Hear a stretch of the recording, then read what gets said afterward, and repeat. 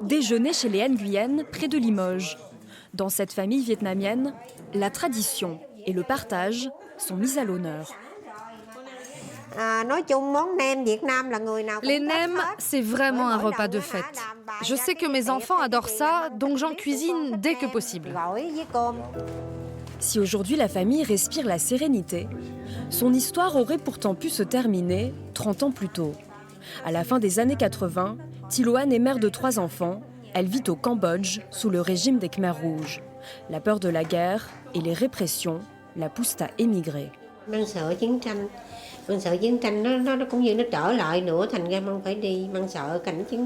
Oui, elle avait peur du paysage, de la guerre, quoi. Elle avait peur, il fallait toujours se cacher pour pas mourir.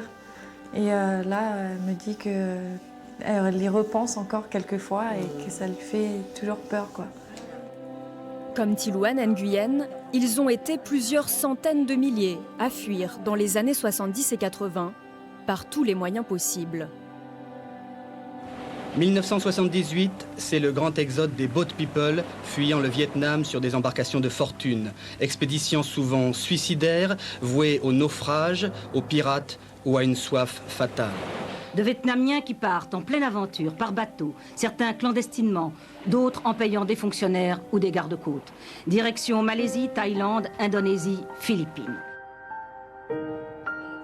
Pour celles qui habitent maintenant à Limoges, la traversée de la mer de Chine laisse un souvenir à vif. La famille Nguyen a notamment fait face à des pirates de la Thaïlande. Ça a duré 5 jours.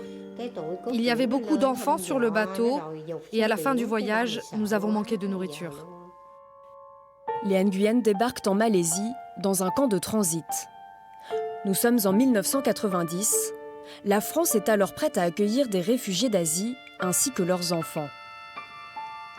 Limoges, quartier de Beaubreuil. C'est ici que la famille de Thi Loan pose ses valises.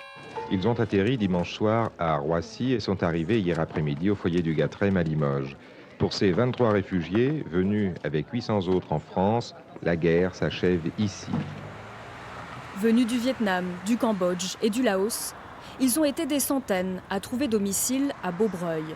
En 90, dans ce quartier périphérique, ils représentent près d'1 habitant sur 10. Si on nous donne offrir n'importe quel travail, je suis d'accord pour travailler aussi, vous voyez. Malgré les difficultés de langue et les blessures qu'ont laissées les guerres, beaucoup s'intègrent par le travail. Usines de porcelaine, Legrand, Valeo, autant d'entreprises locales qui, à l'époque, les emploient en nombre. Une histoire longtemps restée taboue dans les familles. Ce jour-là, Thi Loan Nguyen la partage avec ses enfants, afin que non plus n'oublient pas leurs racines.